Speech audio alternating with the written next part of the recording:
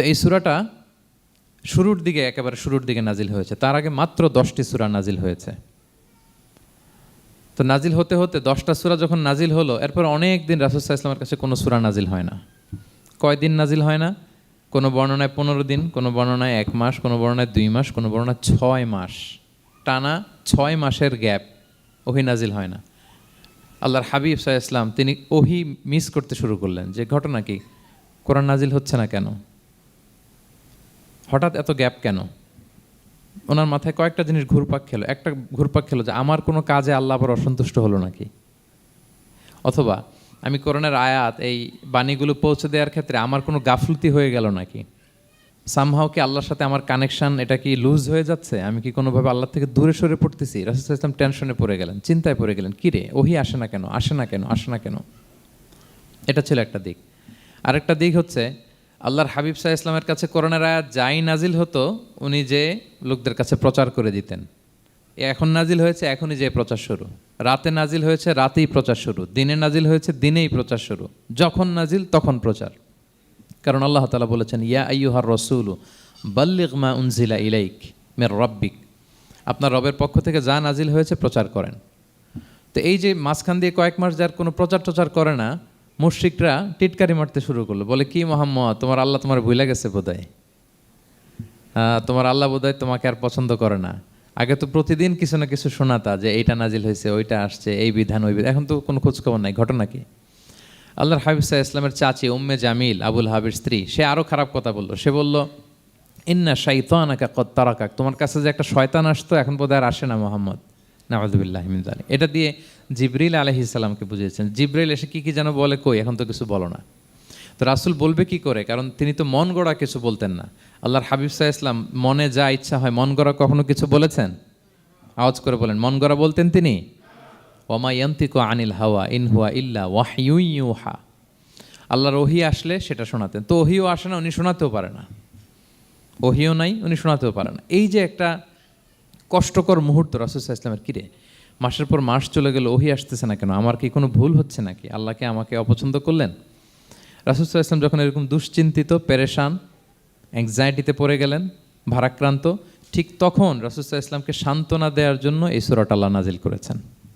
আল্লাহ তাআলা বললেন, ওয়াদ-দোহা, নবী আলোর শপথ। আলো, দোহা মানে আলো। আমার সাথে আওয়াজ করে বলুন, দোহা মানে কি? আলো, সকালের আলো, প্রভাতের সূর্য কিরণ। দিনের প্রথম অংশে একটা সানশাইন থাকে না, খুব চমৎকার লাগে 9টা-10টার দিকে, হ্যাঁ, সানশাইন। এই সকালের সানশাইনটাকে আরবিতে বলে দোহা। এই জন্য এই সময় আল্লাহর হাবিব সাল্লাল্লাহু আলাইহি ওয়াসাল্লাম নামাজ পড়তেন, এটাকে বলে সলাতুদ দোহা, মানে দোহার নামাজ। এটাকে বলে সলাতুদ দোহা, দোহার নামাজ। তো দেখেন রাসূল সাল্লাল্লাহু আলাইহি ওয়াসাল্লামের মন ভালো করবার জন্য প্রথমে আল্লাহর ওয়ার্ডিংটা দেখেন, আল্লাহ তাআলা কেমন চমৎকার শব্দ চয়েস করেন। প্রথমে আল্লাহ বললেন আলো। আলো বললেই তো মনটা ভালো হয়ে যায়, কি বলেন? এই আলো মানে আশার আলো, সম্ভাবনার আলো, প্রশান্তির আলো। ওয়াদ-দোহা, আলোর শপথ, মানে নবী আপনি হতাশ হবেন না, হাল ছাড়বেন না, ভরসা রাখুন। আপনি ঘর থেকে বের হন, দেখুন কি চমৎকার আলো, it's a beautiful day out there, যান, হোয়াট এ নাইস সানশাইন, কি চমৎকার উজ্জ্বল প্রভাতের সূর্য কিরণ, এত চমৎকার জলজলে সানশাইনিং এনভায়রনমেন্টে আপনার মন খারাপ হয় কি করে? ও দোহা, দোহার শপথ মানে প্রভাতের সূর্য কিরণের শপথ।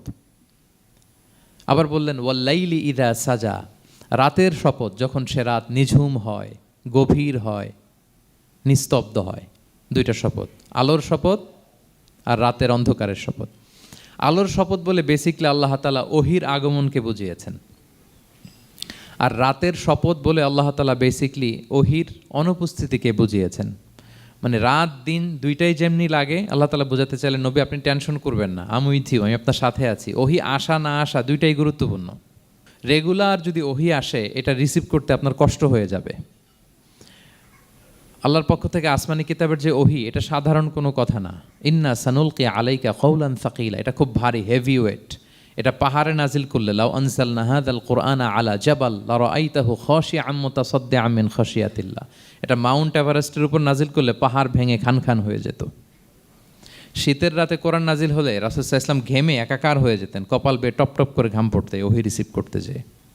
তিনি ওটের উপরে করে মরুভূমিতে চড়ছেন, ওহী নাজিল হলে ওটের বুক মাটিতে মিশে যেত। এক সাহাবার মাথায় পায়ের মধ্যে মাথা রেখে রাসূল সাল্লাল্লাহু আলাইহি ওয়াসাল্লাম শুয়েছিলেন, তখন ওহী নাজিল হলো। সাহাবা বলছেন ওহির ভারে মনে হচ্ছে যে আমার পায়ের হাড্ডিটাই ফেটে যাবে। তার মানে এটা খুব ভারী বাণী, খুবই ভারী, এটা সাধারণ কোনো কালাম না। তো এই যে রাসূল সাল্লাল্লাহু আলাইহি ওয়াসাল্লামের কাছে যে ওহী নাজিল হচ্ছিল, এটা যদি রেগুলার নাজিল হয়, এটা রিসিভ করা রাসূল সাল্লাল্লাহু আলাইহি ওয়াসাল্লামের জন্য সহজ হবে না, কঠিন হয়ে যাবে। রেগুলার ওহী নাজিল হলে এটার যে পাওয়ার, প্রেশার, রাসূল সাল্লাল্লাহু আলাইহি ওয়াসাল্লামের স্নায়ু এটা বরদাস্ত করতে পারবে না। তো আল্লাহ বোঝাতে চাইলেন, নবী, আমি কাফির রাজা বলে আপনাকে আমি ভুলে গেছি, কখনো না, নেভার এভার। বরং আপনার যাতে একটু রেস্ট হয়, আরাম হয়, আপনাকে একটু কমফোর্ট দেওয়ার জন্য আমি সাময়িকভাবে ইচ্ছে করে ওহিটা বন্ধ রেখেছি। সুবহানাল্লাহ পড়বেন না? আপনার যাতে একটু কমফোর্ট হয়, আপনার যেন একটু আরাম হয়, ওহি রিসিভ করে করে যেন আপনি অভ্যস্ত হতে পারেন, এজন্য আমি ইচ্ছা করে আপনাকে একটু আরাম দেওয়ার জন্য ওহি বন্ধ রেখেছি।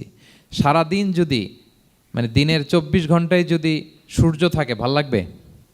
আচ্ছা বলেন, 6 মাস টানা সূর্য ভাল লাগবে আপনার? রোদের গরমে আমরা অস্থির হয়ে যাব। তো 12 ঘন্টা সূর্যের আলোর পরে যেমনি রাতের দরকার আছে, আল্লাহ বোঝাতে চাইলেন ওহি নাজিল হওয়ার পাশাপাশি মাঝে মাঝে ওহি ব্রেক দেওয়ার দরকার আছে, ওহি বন্ধ থাকার দরকার আছে। ফলে আপনি হ্যাবিচুয়েটেড হবেন, ওহি রিসিভ করা না করা এটা আপনার জন্য ইজি হয়ে যাবে। যখন আপনার জন্য ওকে হয়ে যাবে, তখন আমি লাগাতার ওহি নাজিল করব। তাহলে ওরা যে বলে আমি আপনাকে ভুলে গিয়েছি, না, আমি আপনাকে ভুলি নাই, বরং আপনার আরামের জন্য খানিকটা সময় আপনাকে বিশ্রামের সুযোগ করে দেওয়ার জন্য আমি আল্লাহ ওহি বন্ধ রেখেছি। সুবহানাল্লাহ। তার মানে আল্লাহ তাআলা নবীকে ভুলেন নাই বা নবী সাল্লাল্লাহু আলাইহি ওয়াসাল্লামের উপর অসন্তুষ্ট হন নাই, ইচ্ছে করে আল্লাহ তাআলা কিছুদিন ওহি বন্ধ রেখেছেন। প্রতিদিন সূর্য থাকলে যেমনি ভাল লাগে না, মানে 24 ঘন্টা, এজন্য 12 ঘন্টা সূর্য দিয়ে আল্লাহ 12 ঘন্টা রাত দিয়েছেন, আমাদের আরামের, বিশ্রামের, ঘুমের আয়োজন করেছেন। ঠিক তেমনি রেগুলার ওহি রিসিভ করলে রাসূল সাল্লাল্লাহু আলাইহি ওয়াসাল্লামের জন্য কষ্ট হয়ে যাবে, এজন্য ইচ্ছে করে আল্লাহ গ্যাপ দিয়েছেন। আল্লাহর হাবিব সাল্লাল্লাহু আলাইহি ওয়াসাল্লামের উপর আল্লাহ অসন্তুষ্ট হননি।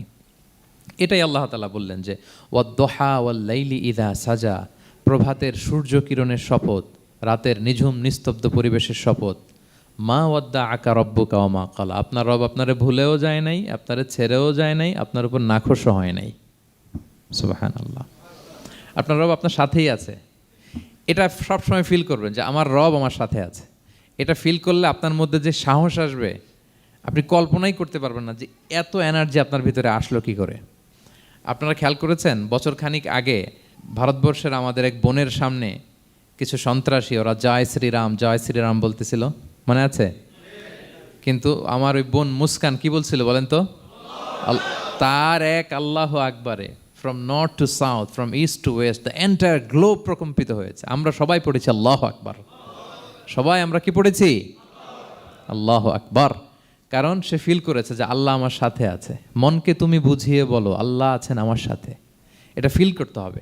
আল্লাহর হাবিব সাল্লাল্লাহু আলাইহি ওয়াসাল্লামকে আল্লাহ তাআলা এইটাই অ্যাসিউরেন্স দিলেন, কনফার্মেশন দিলেন যে মা ওয়াদ্দাআকা রাব্বুকা ওয়া মা ক্বালা, আপনার রব আপনাকে ভুলে যায় নাই, আপনার রব আপনার প্রতি অসন্তুষ্ট হয় নাই। আমি ইচ্ছা করে ওহিটা বন্ধ রেখেছি যাতে আপনার আরাম হয়। সুবহানাল্লাহ। আল্লাহর হাবিব সাল্লাল্লাহু আলাইহি ওয়াসাল্লামের প্রতি আল্লাহ তাআলা কতটা টেক কেয়ার করতেন দেখেন। রেগুলার ওহি নাজিল হলে রাসূল সাল্লাল্লাহু আলাইহি ওয়াসাল্লামের কষ্ট হয়ে যাবে, এজন্য তিনি কিছুদিন ওহি বন্ধ রেখে রাসূল সাল্লাল্লাহু আলাইহি ওয়াসাল্লামকে বিশ্রামের ব্যবস্থা করে দিয়েছেন। তাহলে প্রথম 3টা আয়াত ক্লিয়ার না সবার কাছে?